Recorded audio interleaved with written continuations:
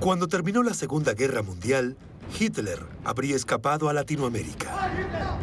La huida sería una fase más en el plan que habían diseñado. Él quería apoderarse del mundo entero, quería invadir África, Asia y América Latina. Estaba decidido a convertirse en un líder mundial y Latinoamérica sería una pieza fundamental. Sí les interesaba controlar América porque era una manera de derrotar a los Estados Unidos. Desde aquí se libraron batallas para el fortalecimiento, difusión y preservación del nacionalsocialismo. Se creó una red de espionaje para realizar diferentes misiones.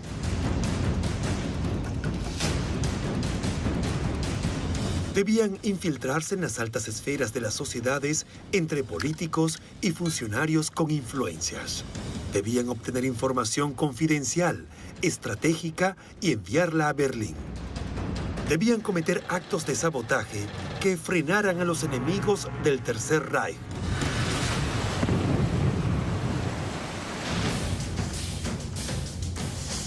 Finalizada la guerra, nuestro continente se convirtió en un refugio de nazis que escaparon de la justicia. Por la ruta de las ratas llegaron a Argentina probablemente 200 criminales de guerra. Criminales de guerra, no nazis. Nazis fueron miles. El plan de Hitler para el Reich de los 1000 años seguía en marcha y todos ellos harían que Latinoamérica se convirtiera en un continente nazi.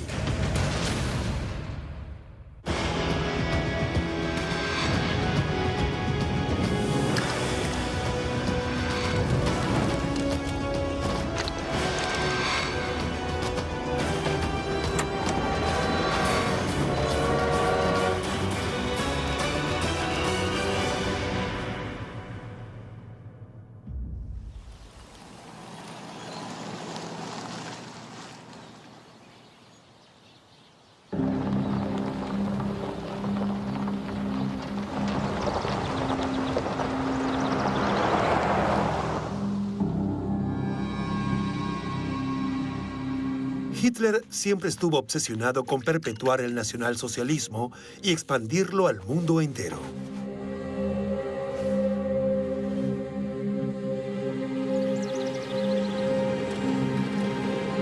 Estaba decidido a poner el mundo a sus pies y Latinoamérica jugaría un papel fundamental. El primer paso del plan ya había sido dado. El nazismo llegaba a Latinoamérica.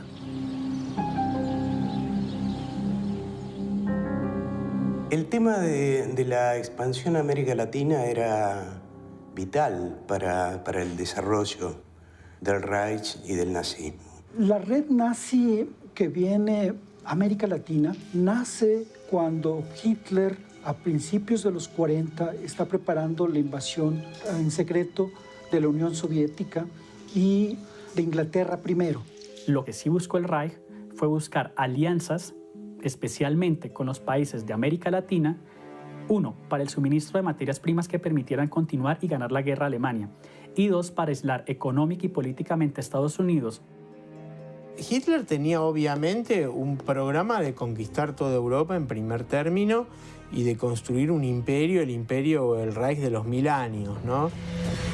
Como parte de su plan de expansión, Hitler había ordenado a su servicio de inteligencia militar que enviara agentes encubiertos al otro lado del Atlántico. Sabía que para ganar la guerra no solo debía usar armas convencionales. La sexualidad, o en general, el sexo como tal, no solo vende, sino que también atrae. Esa información no es suficiente. Hilda Krüger fue una actriz alemana. Se presume que fue amante de Joseph Goebbels, ministro de propaganda del Reich, y antes de empezar la guerra, ella se trasladó a Estados Unidos.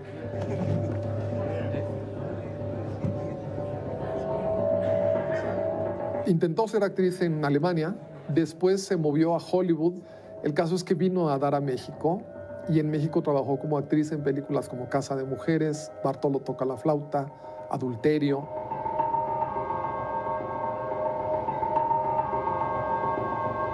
Llamaba fuertemente la atención por su presencia evidentemente que denotaba su origen teutónico. Y en 3 meses tiene a la mitad del gabinete a su disposición, el gabinete del gobierno mexicano, ¿no? Los rumores apuntan a que habría tenido relaciones amorosas con secretarios de Estado en el momento de la guerra. Hay rumores a propósito de que fue amante de quien era en ese momento secretario de Gobernación, que era Miguel Alemán Valdés. Se relacionó con las altas esferas del poder mexicano, incluyendo presidentes, ministros, mucha gente del medio, que le permitieron tener mucha influencia dentro de la política mexicana. Hilda Kruger escondía algo detrás del maquillaje. Probablemente no fue una excelente actriz y lo que se supone es que más bien estos desempeños actorales eran el camuflaje para poder llevar a cabo otro tipo de actividades de inteligencia, de recabar información y de transmitirla. Realmente de la que se habla como la actriz que a la vez fue espía es ella.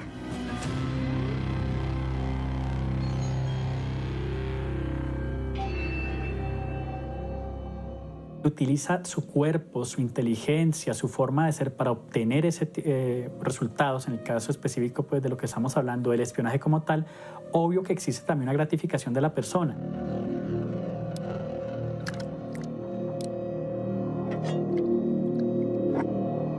Una mujer fría y decidida que jamás involucró sus sentimientos y que siempre estuvo dispuesta a todo para cumplir con la misión que le había sido encomendada. Un espía no puede ser alguien totalmente pegado a una persona porque sencillamente su función como espía sería un desastre. Tiene que tener relaciones muy superficiales que no le permitan tener un verdadero vínculo afectivo y que le permitan traicionar, que en últimas un espía termina siendo un traidor de la contraparte. El participar de estas mujeres habrá estado basado en mucho en acercarse a hombres de poder, a hombres que manejaban información privilegiada. Es el juego de que no te acerques mucho porque te quemas, pero no me alejo mucho para que no te enfríes. Eso genera también satisfacción a ese tipo de personas, obviamente. Que la recompensa que reciban no solo sea la recompensa exterior del dinero, del ascenso, de la paga, sino también la recompensa interna. Fui útil, serví para algo. Así, el Tercer Reich, valiéndose de todas las herramientas posibles, haría que la red de espionaje se afianzara en Latinoamérica. En México en particular estuvo el mayor centro de operaciones de espionaje de los alemanes fuera de Europa, con muchos recursos económicos y con agentes de primer nivel.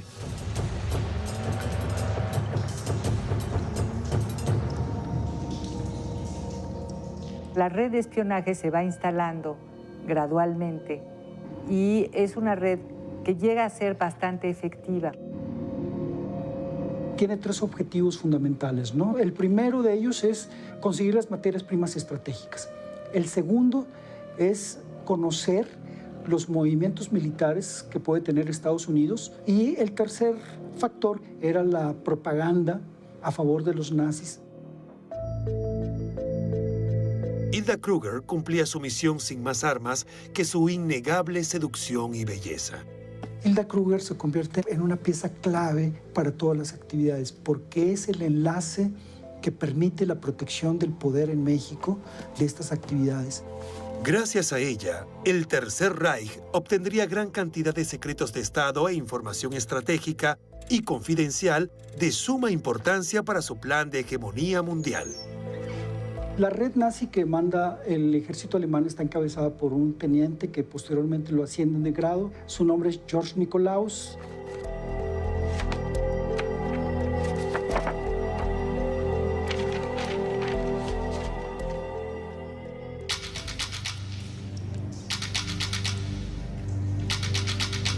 Él tiene a su cargo montar todo un aparato para vigilar a los Estados Unidos desde el territorio mexicano. Logra armar una red que empieza a recolectar bastante buena información.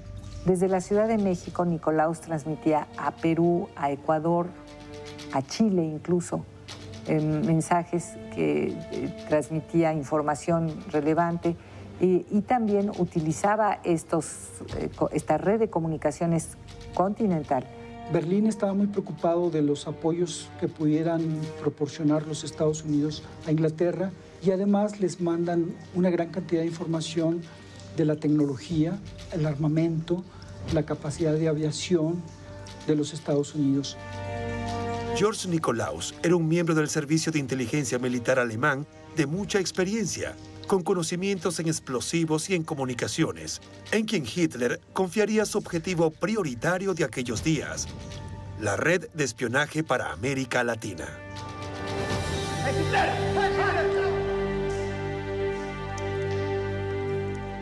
Era un hombre que hablaba estupendamente bien el español. Eso también lo ayuda mucho a insertarse muy rápidamente dentro de los altos círculos de la sociedad mexicana.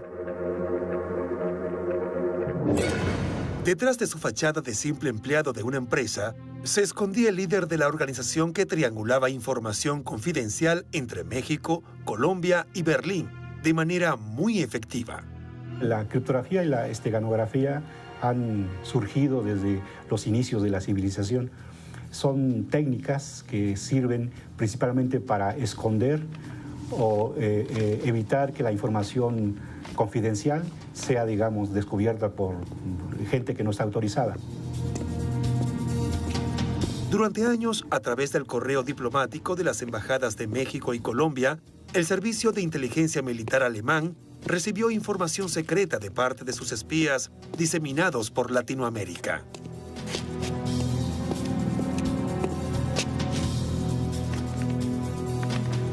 La técnica del micropunto se originó desde los inicios de la invención de la fotografía y del microscopio. Esto consistía en reducir una fotografía hasta 200, 300, 900 o 1000 veces su tamaño.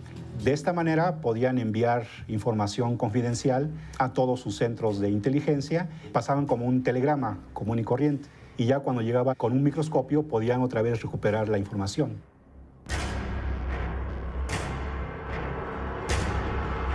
La mayoría de información que se enviaba por los mandos alemanes, o sea, usaban un micropunto o usaban mensajes que estaban escondidos mediante un código, ¿no? Había que conocer, digamos, los códigos de encriptación, ¿no?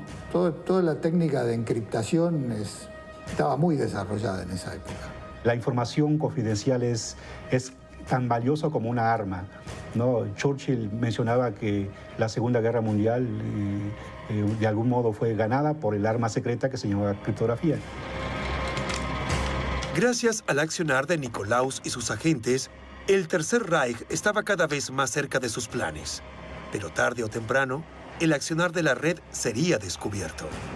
Los organismos de inteligencia norteamericanos, que habían estado vigilando las actividades de la red de espionaje con base en México, emiten un severo informe y deciden actuar.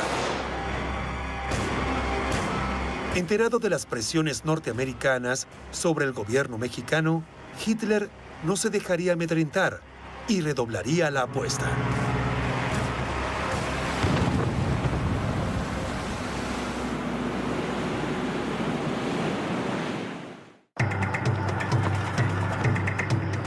En América Latina, la red de espionaje comandada por George Nikolaus se expandía y lograba mantener la maquinaria bélica del Reich en funcionamiento. Pero Estados Unidos estaba decidido a impedir que los agentes avanzaran en sus planes. La embajada americana en México le sigue muy de cerca la pista y no solamente le sigue la pista, sino que entabla en cierta forma exigencias a la Secretaría de Gobernación para que le ayude en el rastreo y en el desmantelamiento de esa red de espionaje. El gobierno de Alemania, dentro de su plan expansionista, envía submarinos hacia el área del Caribe, sobre todo para vigilar el paso de los convoys que llevaban material bélico hacia Europa. Estados Unidos temía que México pudiera convertir sus puertos en una base para submarinos alemanes, por lo que presionó al presidente mexicano a emitir un decreto para que solamente barcos, aeronaves y tropas estadounidenses pudieran navegar sus aguas, obligándolo de esta manera a abandonar su neutralidad en la Segunda Guerra Mundial. Entran en la guerra, empiezan a presionar, sobre todo económicamente, diplomáticamente, a los países que tenían alguna simpatía por Hitler. México tiene una gran simpatía, encabezado por el mismo presidente, Manuel Ávila Camacho, que era admirador del ejército de Alemania, ¿no? Hitler sabía que no había tiempo que perder. Debía redoblar la apuesta.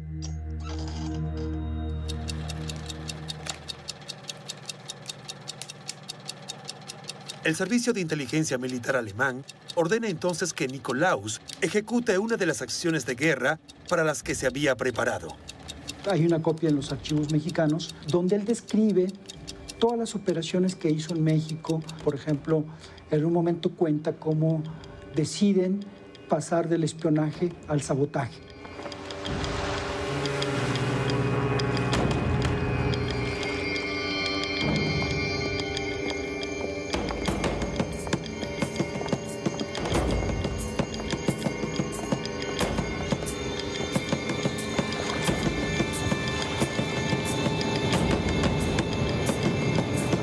Así que Nikolaus llevaría a cabo el primer atentado nazi al otro lado del Atlántico, lo que serviría además para causar pánico en la región. Deciden boicotear un navío inglés que está estacionado en el puerto de Tampico para poner una bomba de tiempo para que explotara cuando el navío inglés estuviera fuera del puerto.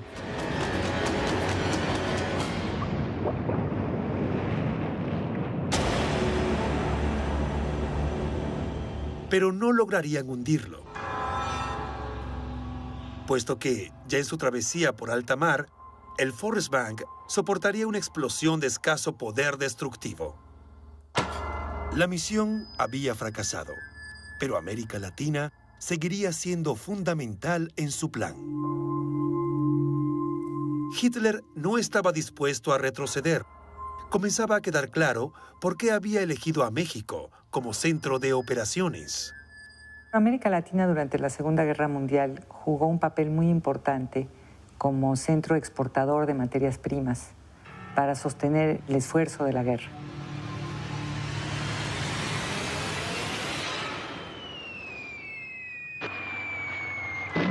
La maquinaria de la guerra necesita de elementos que puedan ponerla a funcionar.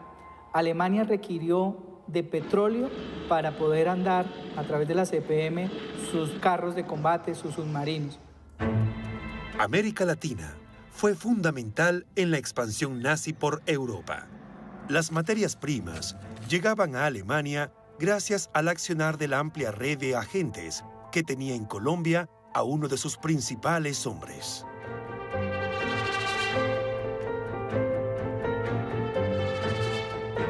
Vogel era un empresario alemán en Colombia que representaba empresas alemanas en Bogotá, que reportaba a la embajada alemana en Colombia y que orgánicamente dependía de Nikolaus, que era desde México como el jefe, el coordinador de la red para Centroamérica. Max Vogel enviaba información a George Nikolaus sobre el tráfico de insumos estratégicos entre Colombia y Venezuela que circulaba a través del Canal de Panamá. Colombia era un país estratégico a los ojos de los Estados Unidos durante la Segunda Guerra Mundial por su cercanía al Canal de Panamá, su situación en el norte de América del Sur, sus islas en el Caribe. Como había una presencia muy fuerte de submarinos alemanes en esa zona, Estados Unidos estuvo muy pendiente de lo que sucedía en Colombia y de la infiltración de alemanes espías. Y lo que sucede con Alemania y con los agentes que Alemania manda para acá es que se convierten en una maquinaria para realizar contrabando ilícito de estos materiales. El continente surtió de materias primas estratégicas como mercurio, tungsteno, aluminio. El acero era necesario para poder poner a andar la maquinaria en la construcción de embarcaciones y en la construcción de submarinos especialmente. El tungsteno es fundamental para el desarrollo de la industria armamentística, sobre todo para la dotación de fusiles en las tropas de infantería. Estas materias primas que se convierten en estratégicos porque particularmente en Europa no los tenía, o si los había, estaban proscritos para los nazis, ¿no?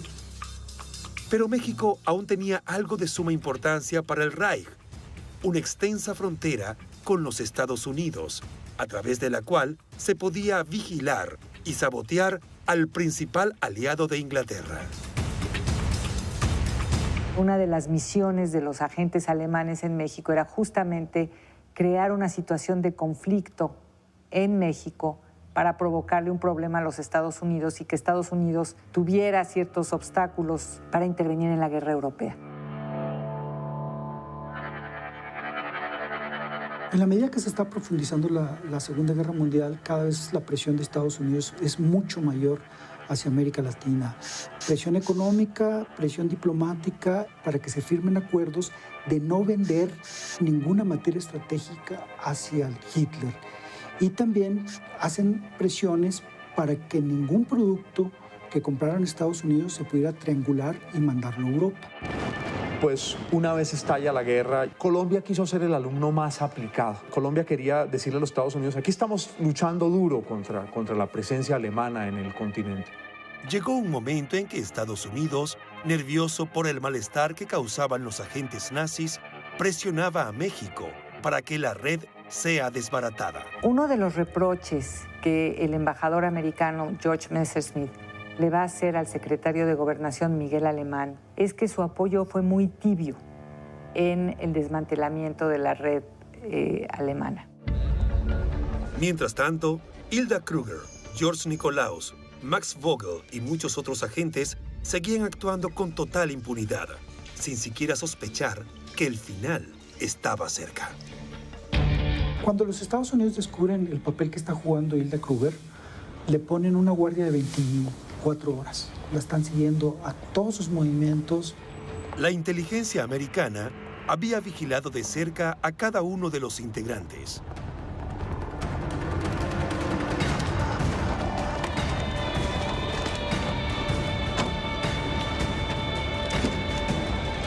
Uno por uno, todos los agentes nazis fueron detenidos y en su mayoría deportados.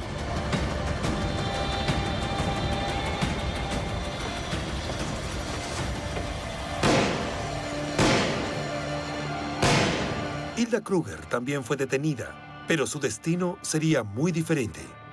Cuando la detienen en México, Miguel Alemán interviene para que no la expulsen del país. La casa con un hombre muy reconocido, un personaje en México que es sobrino del expresidente Porfirio Díaz, un hombre que duró muchos años en el poder, y eso impide que los Estados Unidos la saquen del país, se la lleven capturada o la expulsen hacia Europa, ¿no?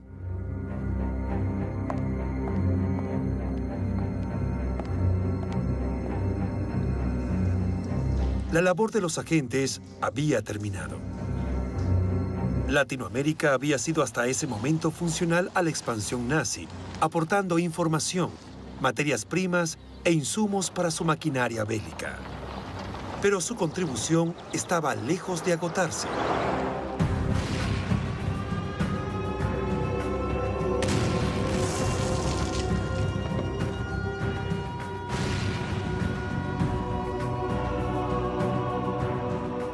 El 8 de marzo de 1945, las tropas soviéticas toman Berlín.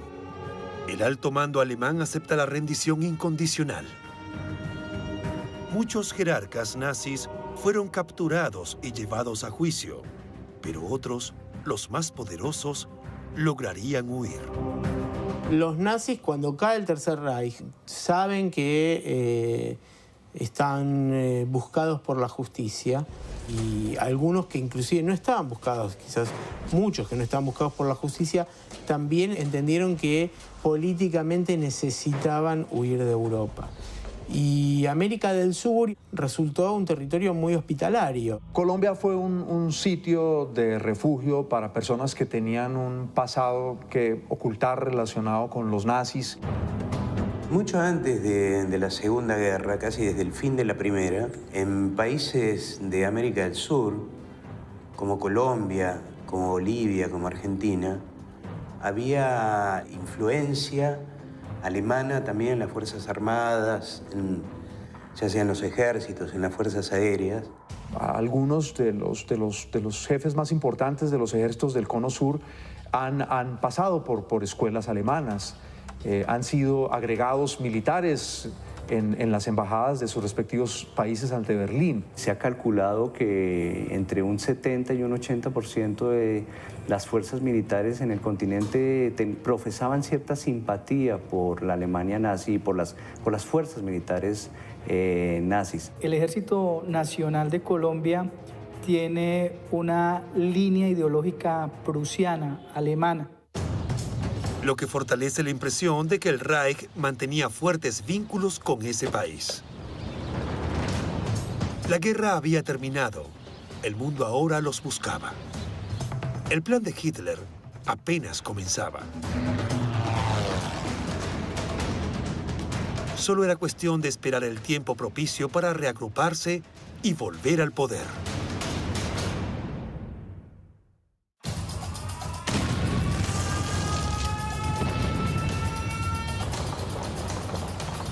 Desde aún antes de lanzar a Alemania la conquista de Europa, y para el caso de que tuviera que enfrentar una derrota, Hitler había pensado en el continente latinoamericano como el lugar ideal donde encontrar refugio hasta que las condiciones volvieran a ser favorables para el nacionalsocialismo.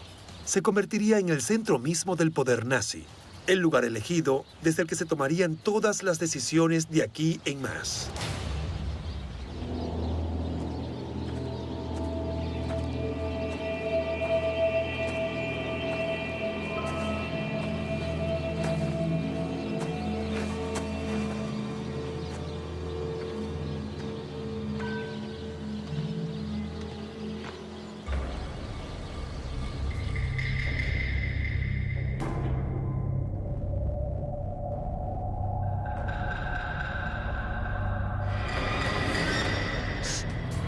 En 1968, el periodista británico George McCarthy escribió una serie de artículos en los que dio a conocer unos documentos desclasificados por el Departamento de Estado norteamericano, los que hablaban de un viaje en submarino desde una base oculta en los fiordos noruegos con destino a la Bahía Honda, en la costa de La Guajira, Colombia, entre mayo y julio de 1945.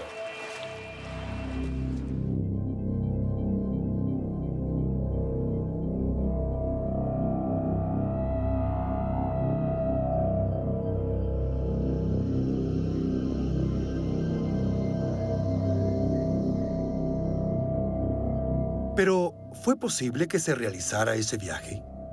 ¿Pudo ese submarino albergar esa carga tan preciada para los nazis?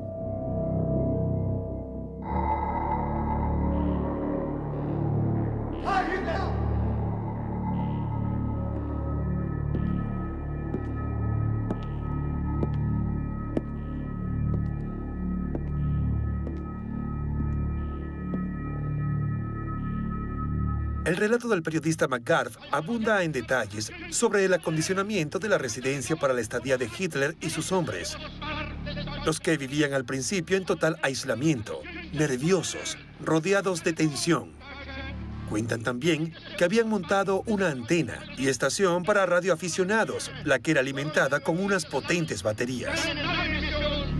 En esa época, en la época de la posguerra, había una estación cerca de Berlín que tenía 1 millón de vatios de potencia. Podía comunicarse desde Berlín a un submarino que estuviese en el Atlántico Sur, sumergido a 100 metros de profundidad.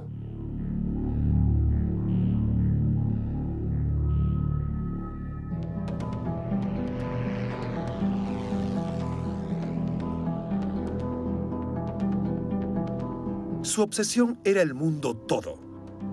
Donde estuviera, desde cualquier lugar intentaría siempre llevar a cabo su plan de dominación mundial. El Reich de 1000 años solo era posible a gran escala.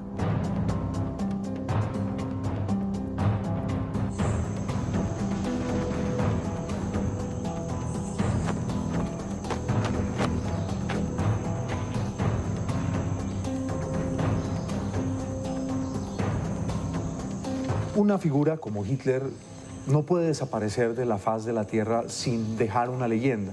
Aquí existían colonias de alemanes de antes de la guerra.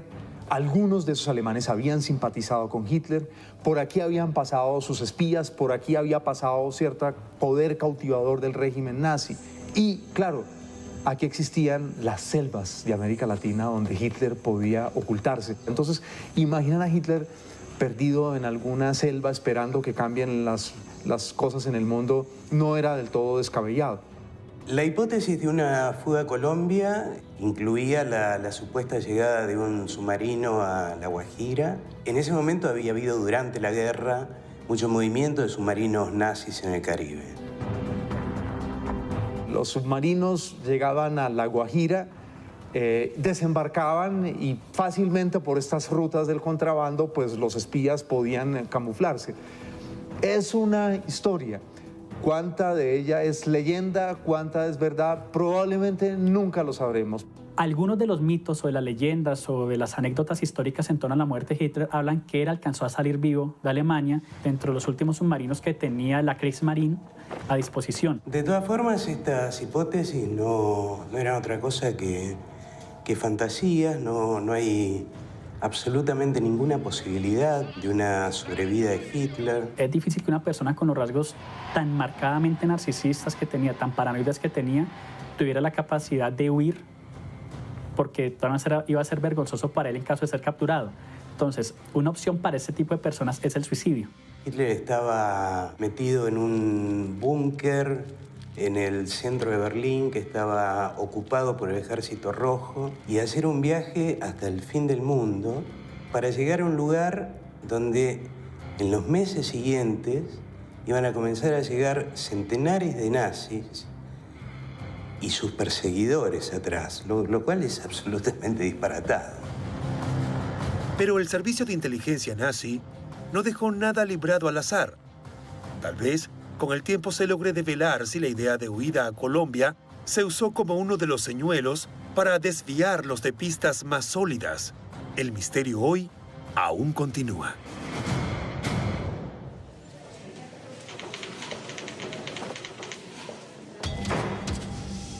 Pero lo que nunca fue ningún misterio es que Latinoamérica les brindó refugio e impunidad a los nazis más buscados por los crímenes más aberrantes.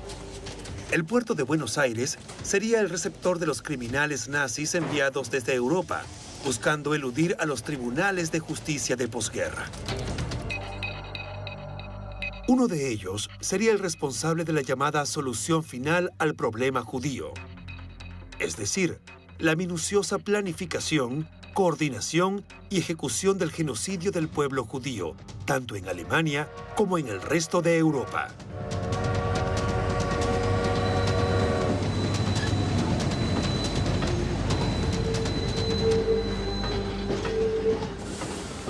Uno de los principales criminales de guerra que encontraron refugio en la Argentina fue Adolf Eichmann. Era un personaje oscuro, llegó a teniente coronel de las SS y tuvo un papel importante en el traslado y en la ejecución de las órdenes finales sobre la solución final en cuanto al tema de los judíos.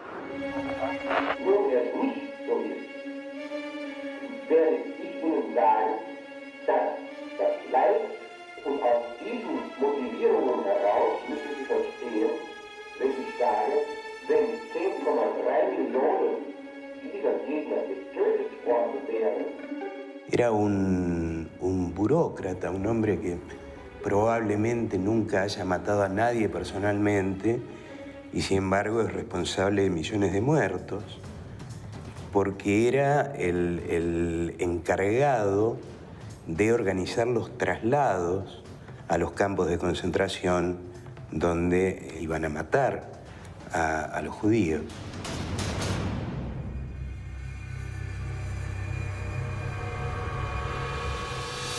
Él cumplió las funciones de una manera llamativamente despiadada.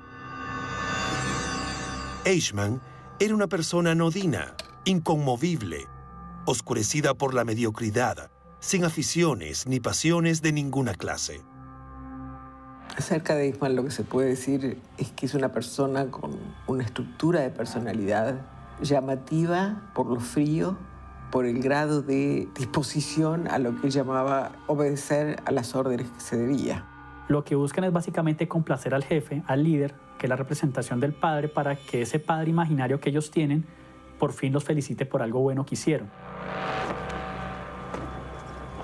Probablemente hasta sin convicciones profundas, y que hubiera hecho lo mismo en otra circunstancia, bajo otro signo ideológico.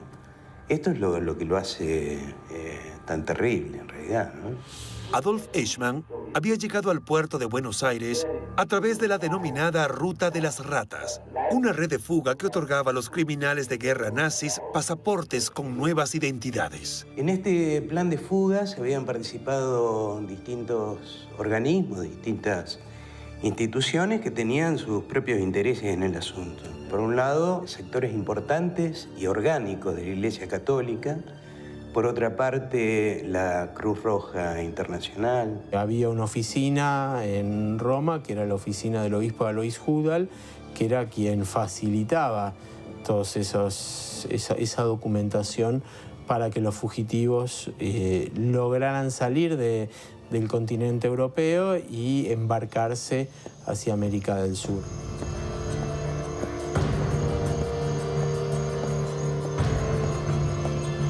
Todos prestaban el servicio, digamos, de hacer seguras las rutas de escape hasta la salida de Europa, que era lo más complicado.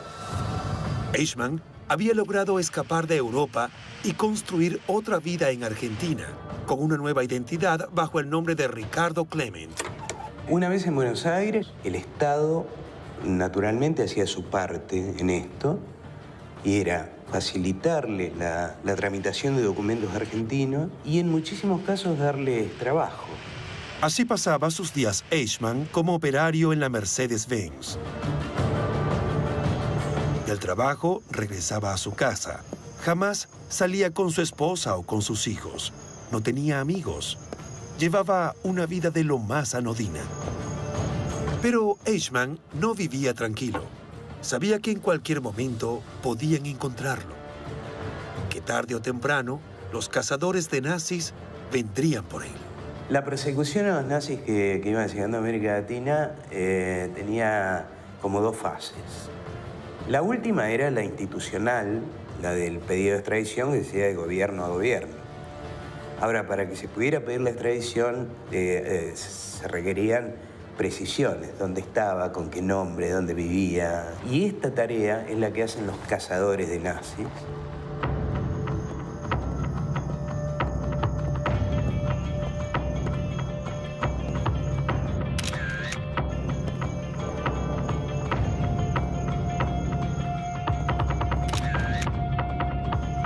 Los juicios de Nuremberg marcan un punto de inflexión. Ahí ya sí hay grupos destinados a buscarlos y a llevarlos para que sean juzgados. Así que, lógicamente, la preocupación cunde acá y en todos los países de refugio que habían encontrado. Corrían los primeros años de la década del 60. Por aquel entonces, la mayoría de los nazis dispersos por toda Latinoamérica vivían paranoicos. Los procesos de Nuremberg eran bien conocidos a nivel internacional. La labor de los cazadores de nazis recogía adhesiones.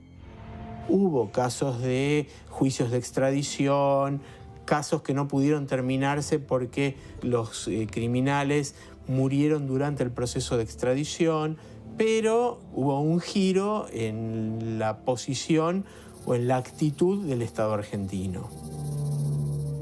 Hacía años que no se tenía ninguna noticia sobre Eichmann, pero una célula del Mossad había logrado dar con su paradero. Debían ahora actuar con rapidez y resolución.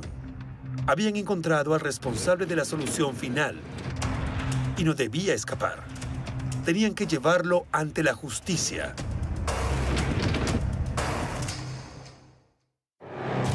Los agentes del Mossad, que estaban tras los pasos del responsable del genocidio de 6 millones de judíos, debían actuar con resolución. Eichmann estaba en esa casa. No podían permitir que escape. No debían dejarse llevar por sentimientos de venganza.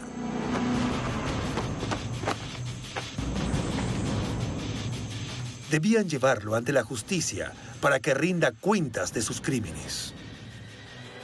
Esa era la decisión que albergaba en el corazón de cada uno de los miembros del Mossad que habían llegado a la Argentina para capturar a Adolf Eichmann.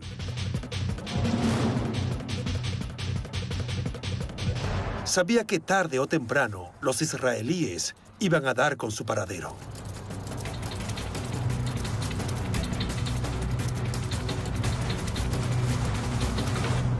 De las anécdotas que se escuchan sobre su manera de proceder, creo que la palabra más reiterada es inmutable y despiadado. Era como si nada de lo que se decía le llegaba, pero eso tiene que ver con todo un tipo de mentalidad que se fue configurando para poder llevar adelante una masacre masiva de semejante crueldad. Hoy en día tal vez dirían que Eichmann tenía rasgos psicopáticos muy fuertes. Lo que no tenía, y por eso tal vez su frialdad, era empatía. Era incapaz de ponerse en el lugar del otro y de su sufrimiento. No sé siquiera si tenía conciencia del mal absoluto, por llamarlo de alguna manera, que se estaba cometiendo. Lo veía como una obligación, inclusive legal. Eichmann no se rendiría ante sus cazadores. Sin embargo, más allá de no sentirse culpable, no vivía tranquilo. Tenía siempre la sensación de que lo estaban persiguiendo. Y no se equivocaba. Llegó un momento en que su paranoia fue pura intuición.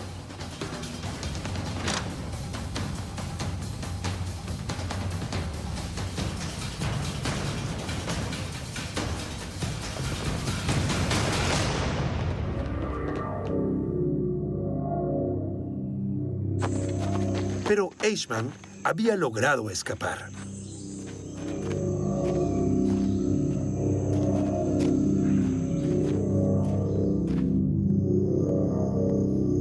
Estaba convencido que mucho más no podría continuar en libertad. Durante el tiempo que Eichmann estuvo en Buenos Aires, estableció contacto con otro nazi que estaba en la Argentina, en este caso un holandés que se llamaba Wilhelm von Sassen.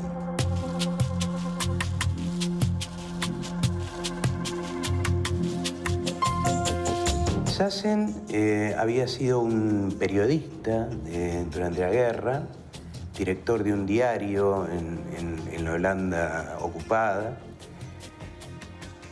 Y Sassen empieza a hacer como una larga entrevista a Eichmann, donde Eichmann cuenta sus memorias.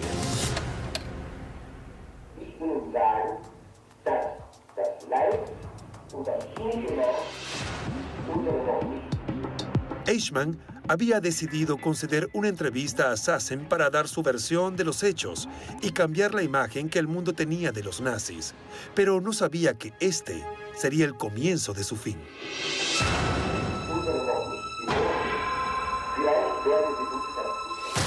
Sassen escuchaba los alardes de Eichmann, que se sentía despreciado por la comunidad germana al estar llevando una vida de obrero en Argentina, cuando otros nazis eran respetados por todos. El método de la entrevista que Sassen le hacía a Eichmann era, lo grababa, Sassen transcribía la desgrabación de la entrevista y Eichmann corregía de puño y letra la entrevista desgrabada.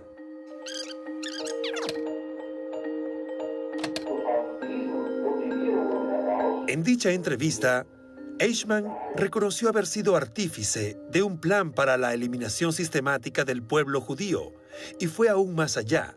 Declaró que todo lo había hecho por lealtad hacia el Führer y que no consideraba haber cometido ningún delito, sino todo lo contrario, al haber cumplido sus órdenes que tenían estricta fuerza de ley en una nación soberana.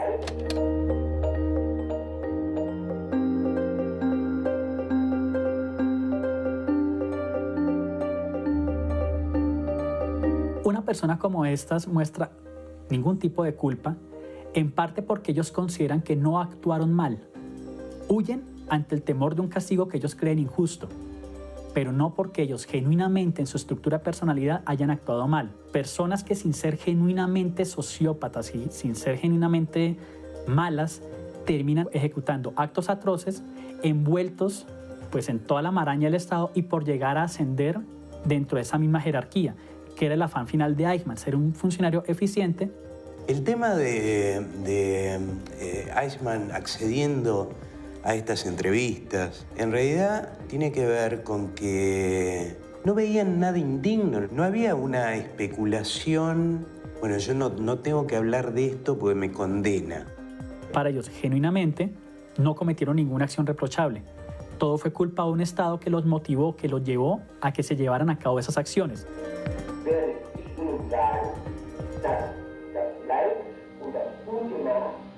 Quienes hablaron fueron condenados. Los que se salvaron, que fueron muchos, son los que se mantuvieron en silencio.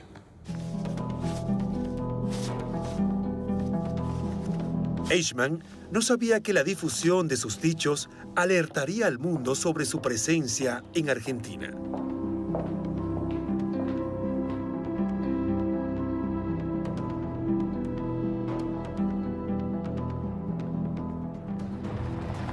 Así las células del Mossad pudieron dar con su paradero. El plan de la captura, una vez más, estaba en marcha. Los días de Eichmann en libertad estaban contados.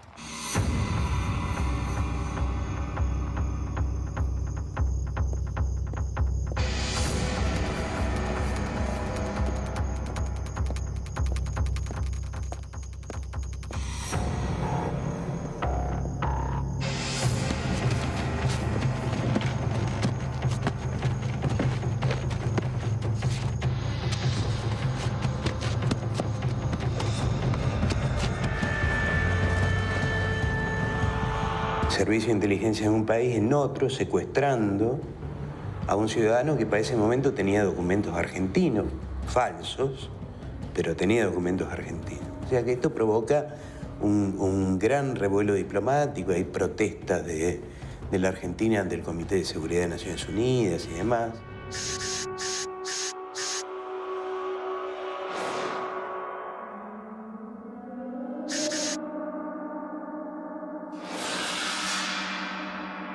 La caída de Eichmann es el resultado de una operación impecable, diría yo, del Servicio de Inteligencia israelí. A través de un seguimiento de mucho tiempo a Eichmann, a sus familiares en Europa, detectan que está en la Argentina, mandan un equipo, lo ubican, cuando tienen la certeza de que es él, mandan a otro equipo para secuestrarlo y llevárselo a Israel, donde es juzgado.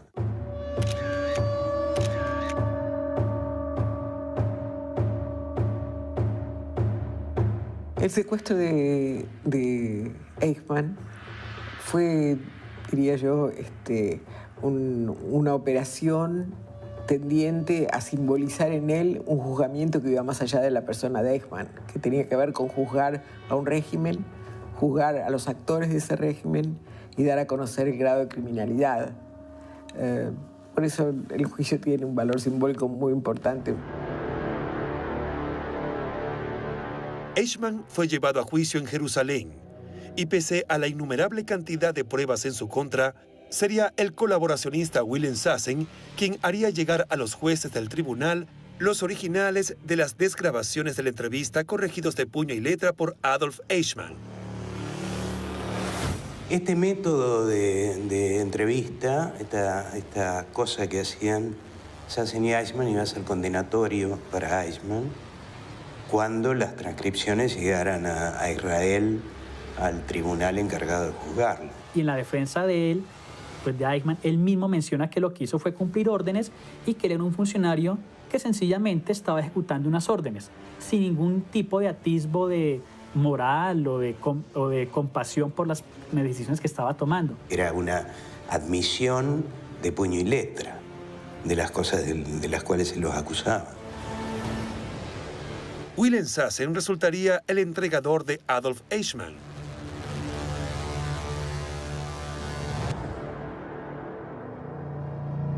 Eichmann fue encontrado culpable y condenado a morir en la horca por sus crímenes contra la humanidad.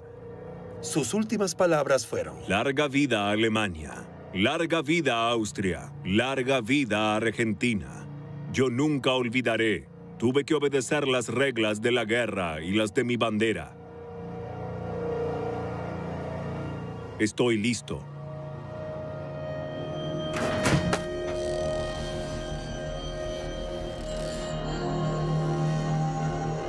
El responsable de la solución final al problema judío fue ejecutado en la madrugada del 31 de mayo de 1962. La noticia de la ejecución de Adolf Eichmann resonaba por todo el mundo. Lo cierto es que la caída de Eichmann marca una bisagra en la historia de los nazis en América Latina. Marca un antes y un después. Hasta ese momento había, digamos, una cierta tranquilidad, todavía un cierto bienestar y se sentían relativamente cómodos. A partir de ese momento se complica todo. Los nazis diseminados por toda Latinoamérica estaban ahora advertidos y debían buscar nuevos refugios. Pero los comandos del Mossad ya tenían su próximo objetivo: Joseph Mengele.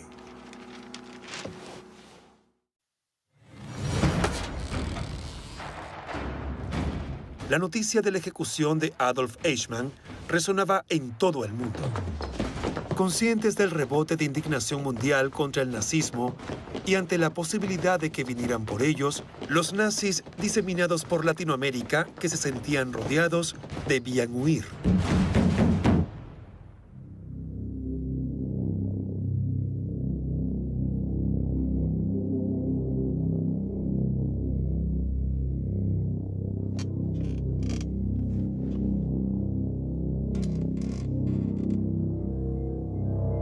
Los cazadores de nazis estaban ahora tras los pasos de Joseph Mengele, quien había llegado a la Argentina huyendo de Europa en 1949 a través de la Ruta de las Ratas.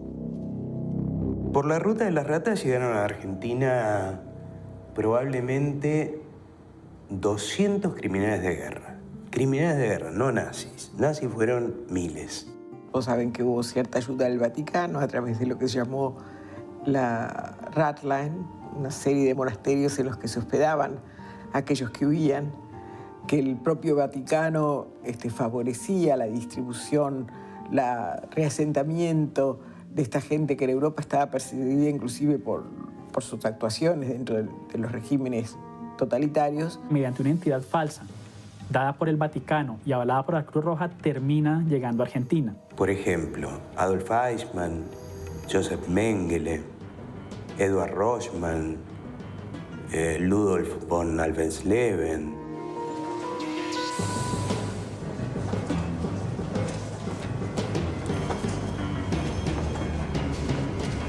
Mezclado entre los inmigrantes que llegaban en busca de una nueva vida lejos de la Europa devastada por la guerra, el ángel de la muerte ingresó a la Argentina proveniente de Génova con un pasaporte de la Cruz Roja Internacional y una nueva identidad.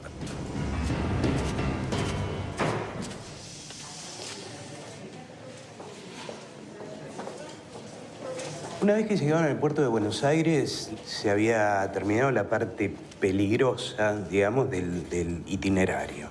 Acá en Buenos Aires había una comisión que dependía de la Dirección de Migraciones. Esta comisión de asesores confidenciales estaba coordinada por Carlos Zürcher, que pertenecía a la División de Informaciones de la Presidencia de la Nación. Desde ahí es que sabemos que esto era de conocimiento y de aceptación de lo más alto del poder.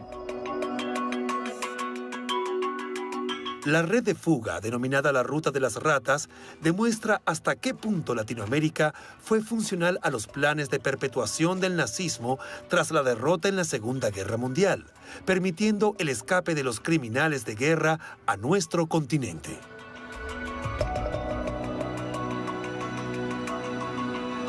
Mengele había sido uno de los jefes médicos de Auschwitz, en Polonia, un experimentador.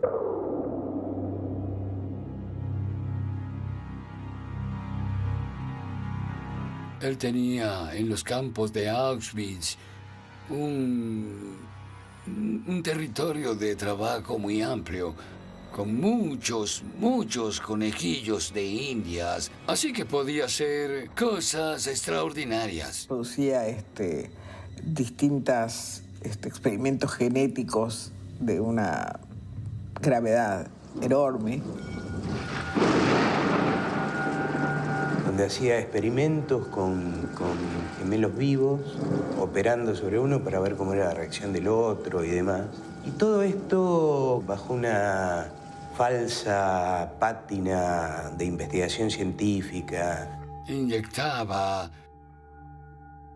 colorantes en los ojos de los judíos para ver si cambiaban de color, para ver si el líquido dejaba el color de los ojos azules como él quería, como Hitler quería. Quería que todos tuvieran los ojos azules. En el intento cegaba a las personas al colocarles ese colorante. Imagínense la crueldad, pero en compensación introdujo algunos conceptos buenos para la medicina. Lo que estoy convencida es que no tiene justificación, ni moral, ni ética.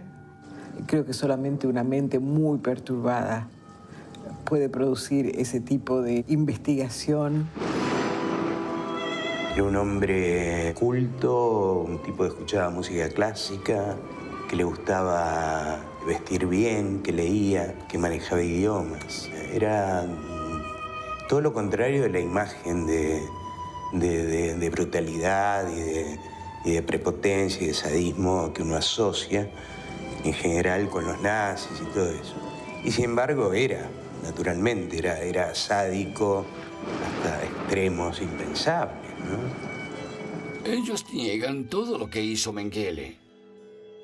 La comunidad científica, europea principalmente, niega cualquier beneficio científico que él pudo haber aportado. Joseph Mengele había logrado encontrar la tranquilidad en la Argentina. Se sentía protegido por el poder político, a salvo de cualquier persecución. Socialmente, Mengele fue un hombre muy aceptado en la Argentina. Y diría en ciertos círculos bien visto. Vivió en Argentina primero con un nombre falso y luego, a partir del año 56, pidió una rectificación de su identidad y vivió bajo su verdadero nombre. Indudable que la presencia de todos ellos en Argentina hubiese sido imposible sin un encubrimiento por parte del propio Estado argentino. Mengele tenía importantes vínculos con el poder local, incluso con el presidente argentino de aquel entonces. Perón contaría en 1970 cómo Mengele lo visitaba y le contaba que tenía un establo en Tigre, al norte de Buenos Aires, donde las vacas le parían terneros mellizos. Gracias a esos experimentos y también gracias a su experiencia como médico científico, era muy famoso. Él consiguió desarrollar la inseminación artificial para que los animales parieran mellizos. Pero eso no evitaría que volviera a sentirse en la mira de la justicia. La noticia sobre el secuestro de Eichmann lo llevaría a abandonar su tranquila vida en Buenos Aires. La caída de Eichmann en mayo de 1960 es un quiebre, es una bisagra en la historia de los nazis después de la guerra. El comando del Mossad retomaría ahora la búsqueda de uno de los emblemas del nazismo, Mengele.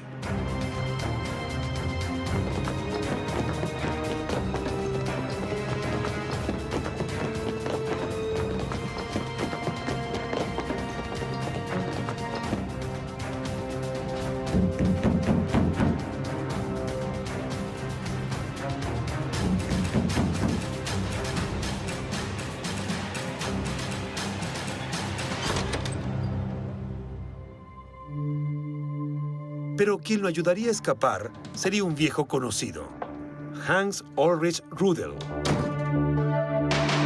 Hans Rudel había sido un aviador súper condecorado durante la guerra. Había estado preso primero, después había sido liberado porque no había cargos contra él. No había sido un criminal de guerra, había sido un militar, un combatiente. Los Mengele en Europa tenían una fábrica de maquinaria agrícola. Rudel representaba a la empresa de la familia Mengele en América Latina. Era amigo de Perón, era amigo de Stroessner, el presidente de Paraguay. Y acá oficiaba como una especie de hombre de relaciones públicas que vinculaba a nazis entre sí. Rudel, por su relación con el dictador Stroessner, ayudó una vez más a su amigo. Una nueva etapa en la vida de Joseph Mengele, que necesitaba volver a encontrar la tranquilidad perdida, estaba por comenzar. Y Paraguay sería su próximo destino.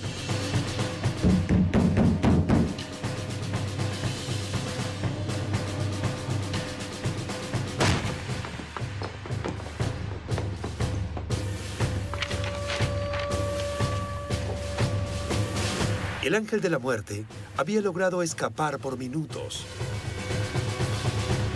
Los agentes del Mossad no dejarían de perseguirlo. Necesitaban atraparlo, vivo o muerto.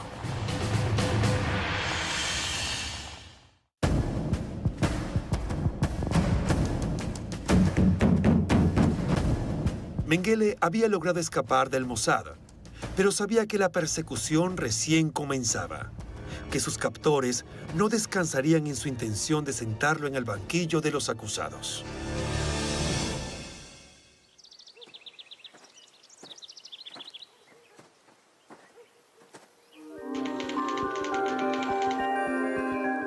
El ángel de la muerte recuperaba así la tranquilidad. Volvía a contar con la protección del poder, esta vez en Paraguay. Cuando Mengele se va de Argentina y se establece en Paraguay, obtiene la ciudadanía paraguaya en tiempo récord,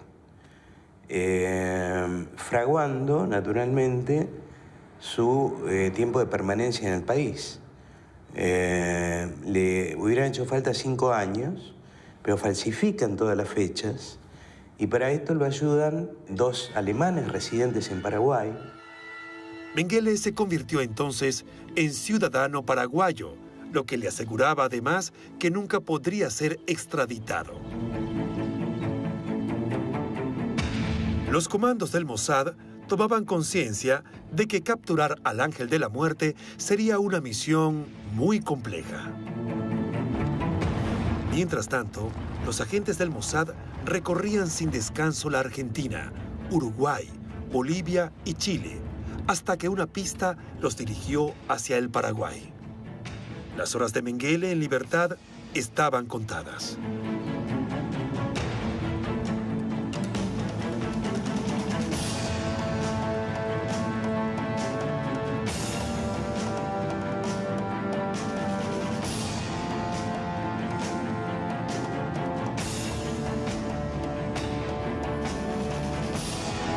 Mengele, una vez más, había logrado escapar de sus cazadores.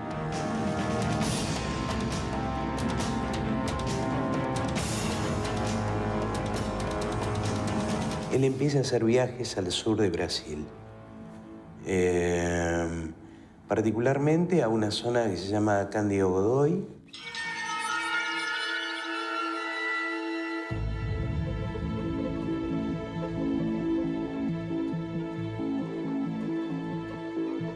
No permanecía muchos días en un mismo lugar, máximo 2 o 3 días, y después se iba a otro lugar. En el verano del año 1960, llegó haciéndose pasar por un médico veterinario.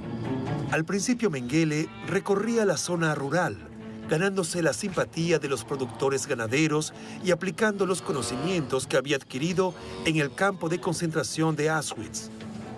Cuando estuvo por aquí, decía, que sabía hacer experimentos con inseminación artificial. Y en aquella época, la inseminación artificial en el ganado, en reses, en gatos, en vacas. En ese entonces, la década de los años 60, nosotros, los brasileños, no conocíamos ese método de inseminación artificial. Mengele trabajaba sin descanso.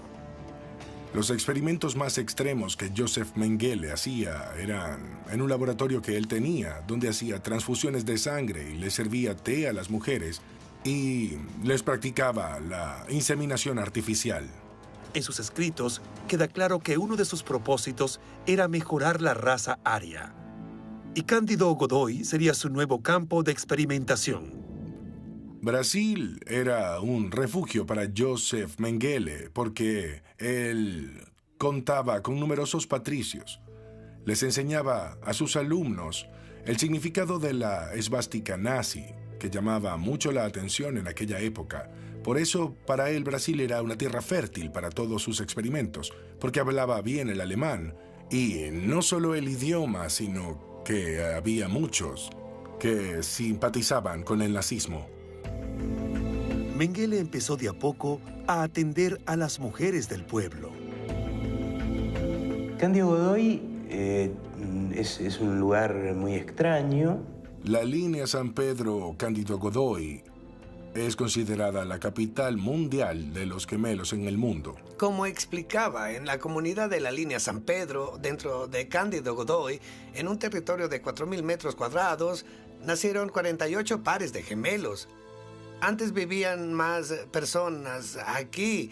Habían 140 familias. Hoy en día solo hay 70 familias en esta comunidad y cada cierto tiempo aún nacen muchos gemelos.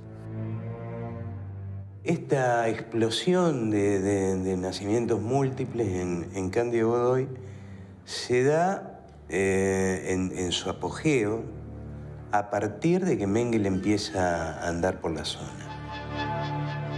Yo le atribuyo esta particularidad a un fenómeno genético. Desde entonces, ellos se fueron casando entre sí, lo que ha provocado el número de gemelos y es realmente impresionante. Todavía al día de hoy no hay ninguna explicación científica para el tema de tantos nacimientos de gemelos en ese lugar. Esta aparición de Mengele en un lugar donde nacen tantos gemelos, a partir de que él llega, es posible pensar que él haya tenido algún tipo de injerencia y que haya hecho algún tipo de manipulación para que esto pudiera haber ocurrido. Si hubo manipulación, no fue Mengele el responsable. Aun cuando no hay certeza sobre si realizó o no manipulación en sus tratamientos, lo que nadie discute es que Mengele hacía experimentos muy polémicos. Él era un genetista puro. Era un hombre de una inteligencia inusual. Era un científico, pero por encima de todo eso, con lo que hizo, era también un loco. Indudablemente las investigaciones en genética y otros experimentos de Mengele fueron muy excepcionales para su tiempo, lo que seguramente no tienen que ver con una concepción de beneficiar a la humanidad. Era un científico prestigioso, más allá de la perversidad de sus trabajos científicos, como pasó con mellizos gitanos y otros donde producía distintos experimentos genéticos de una gravedad enorme. Ese hombre era realmente un intelectual, sí. Pero detrás de eso, o por delante o por dentro, escondido en él, yacía un monstruo. Él era un monstruo. Pero la obsesión de Mengele por la investigación científica no lograba alejar sus temores. Lo atormentaba sobre todo la idea de ser capturado y juzgado. Alguien que supo gozar de la impunidad como él no soportaba la idea de tener que rendir cuentas ante nadie. Mengele no se equivocaba. En su búsqueda, los agentes del Mossad habían hallado quien podía guiarlos hasta él. Alguien que ya había colaborado con ellos en el secuestro de Eichmann en Argentina y que ahora, a cambio de ser dejado nuevamente en libertad, confirmaría que Mengele estaba en Brasil. Willem Sassen, en su interrogatorio, ofrecería información certera acerca del paradero del Ángel de la Muerte. Mengele intentaba continuar con sus investigaciones. No sabía por cuánto tiempo más lograría evadir el brazo de la justicia. Desde una torre que mandó a construir en la finca donde vivía, podía ver todo aquello que se aproximara. Los agentes del Mossad tenían a Mengele frente a sus ojos, pero no podían actuar. Debían esperar la autorización. Por el escándalo que se había armado con los de Eichmann, no podían hacer ninguna otra cosa que hacer la investigación y llevar esos datos, esos resultados, a los gobiernos para que pidieran la extradición formal. Una vez más, los agentes del Mossad tenían una pista firme sobre el paradero de Mengele, quien sabía que tarde o temprano vendrían por él.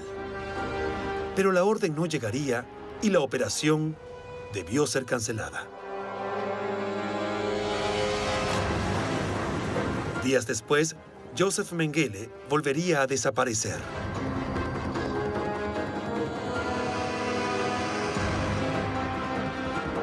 Los agentes del Mossad jamás olvidarían que lo tuvieron al alcance de la mano. Habían perdido una oportunidad única. El Ángel de la Muerte cambiaría de nombre varias veces, moviéndose rápida y hábilmente por varias localidades de Brasil. ¿Qué fue del destino de Mengele y de los otros nazis diseminados por Latinoamérica? ¿Lograron capturarlos o pudieron evadir el brazo de la justicia?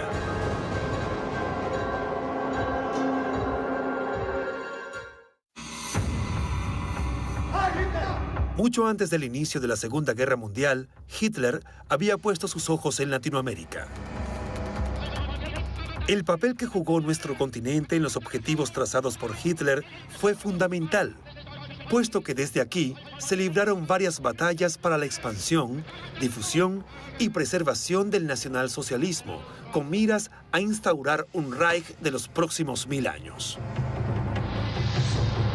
La conformación de una red de espionaje con centro en México había sido declarada de máxima prioridad por Hitler. Sus mejores agentes para realizar distintas misiones debían infiltrarse en las altas esferas de la sociedad entre políticos y funcionarios con influencias. Debían obtener información confidencial, estratégica y enviarla a Berlín. Debían cometer actos de sabotaje. A cargo de esta red de espionaje, el Servicio de Inteligencia Militar alemán nombró al oficial George Nikolaus, experto en explosivos y comunicaciones.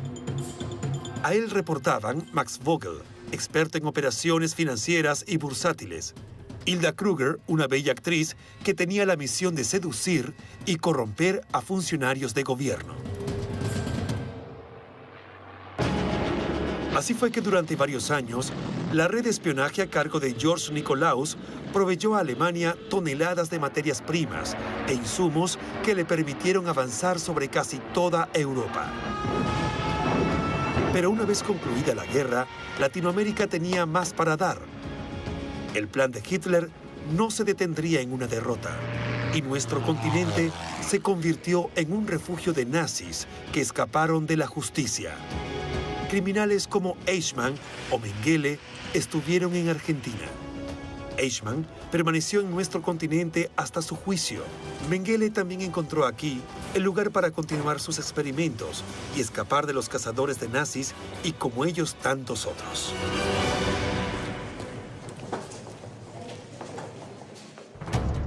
Muchos nazis simplemente vinieron huyendo y murieron en el país que los cobijó en el más absoluto anonimato. Algunos otros fueron capturados y extraditados para luego ser juzgados en Europa. La gran mayoría consiguió escapar y jamás fueron ni siquiera citados a declarar en un estrado judicial por responsabilidades. El caso más emblemático tal vez haya sido el de Joseph Mengele, que vivió al amparo del poder político donde fuera que decidiera instalarse en Argentina, Paraguay y Brasil. En 1979, cuando se reportó la muerte de Joseph Mengele en la playa de Bertioga, en Sao Paulo, esa persona lo reconoció en la televisión y vio que se trataba de Joseph Mengele, aunque la noticia no fue confirmada, pues en esa época todo era un misterio. No se sabía quién era. Entonces no se le dio mucha importancia. Se dice que murió cuando entró al mar a tomar un baño en la playa de Bertioga, San Pablo, y le falla el corazón como un simple anciano. Lo extraño es que Mengele no sabía nadar.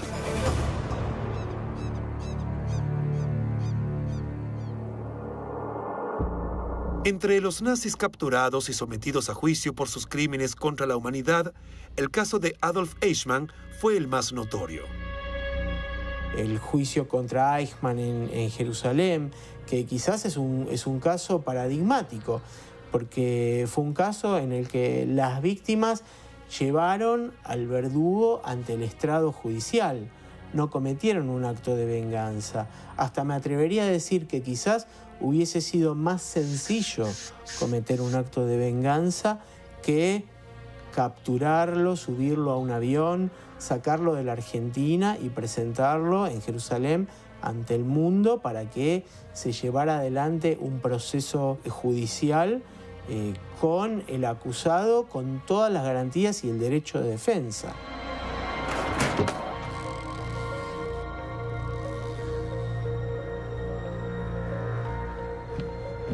En el caso de la red de espionaje nazi que funcionaba en México, sus agentes fueron detenidos y en su mayoría deportados. Cuando los Estados Unidos descubren el papel que está jugando Hilda Kruger, le ponen una guardia de 24 horas. Se dan cuenta que es una pieza fundamental porque es la conexión con el gobierno mexicano, entonces deciden neutralizarla. Hacen presiones, hacen muchas presiones económicas para que el gobierno mexicano la detenga.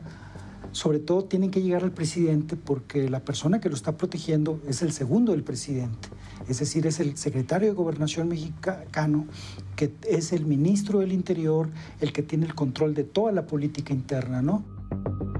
Luego que Miguel Alemán Valdés evitara su deportación, Hilda Kruger continuó siendo su amante durante un tiempo, para más tarde desaparecer de la escena pública por varios años, hasta que en 2004 surge la noticia de su muerte en un lujoso apartamento de la Quinta Avenida de la ciudad de Nueva York.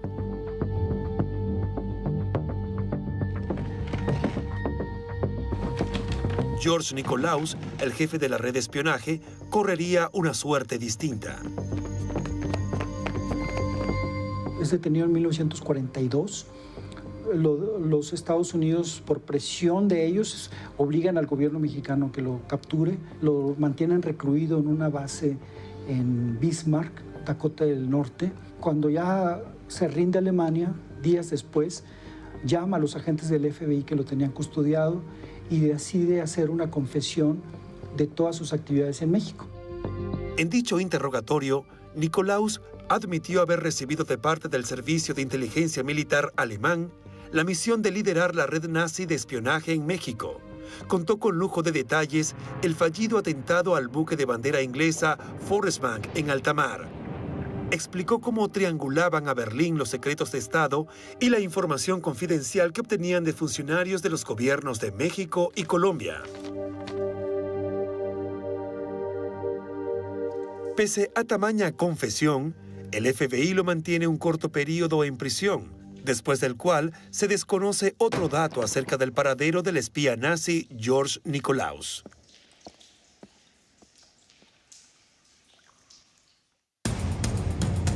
Max Vogel también fue extraditado a Estados Unidos en 1946.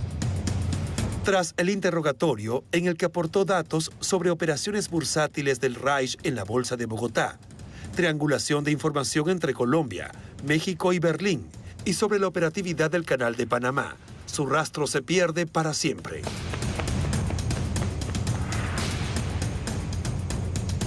A Willem Sassen es posible rastrearlo en la década del 70 como consultor de las dictaduras de Augusto Pinochet en Chile y de Alfredo Stroessner en Paraguay. Rudel siguió vinculado con la Argentina mucho tiempo. Visitaba a Perón en Madrid durante el exilio en España y después vuelve a la Argentina en 1978 en ocasión del Mundial de Fútbol, haciendo un trabajo extrañísimo, también falso seguramente, que era de asesor del director técnico de la selección alemana de fútbol, con credencial de eso. Hans Ulrich Rudel se movió con toda impunidad, asesorando nazis por toda Latinoamérica, y fue uno de los más destacados agentes que jamás tuvo que vérselas con la justicia.